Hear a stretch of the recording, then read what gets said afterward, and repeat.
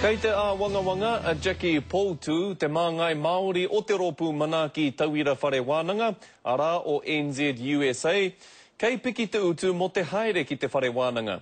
Hei tāna ki te piki te utu, ko te Māori kararu.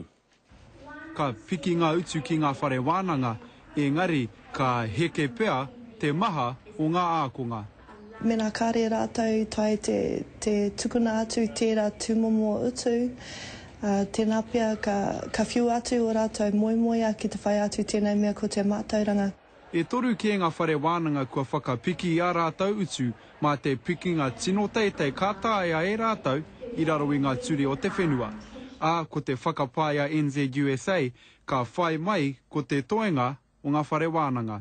Hei tā Jackie Poutu, aha kua ko te whā ōrau te piki ngā kātāia e hara tērā i te piki ngā utu tūturu mō ngā ākonga. Tāpiri mai i te take hoko, tata ki te whetu pāhinati mō ia pepa. Piti atu ki tērā, kei te apohia ngā ture e ngā Whare Wānanga i te mea, aha kua here a rātou ki ngā piki ngā utu ki ngā ākonga, ka whakapiki kē rātou i ngā utu tākoha.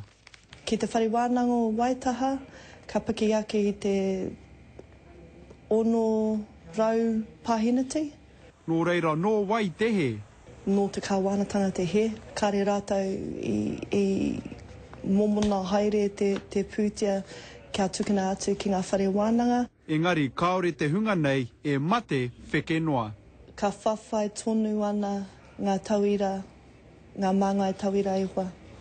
Koe nā te tūmanako i te mea ki te karo te tangata i te mātauranga, he aha kē te paitawhiti mōna.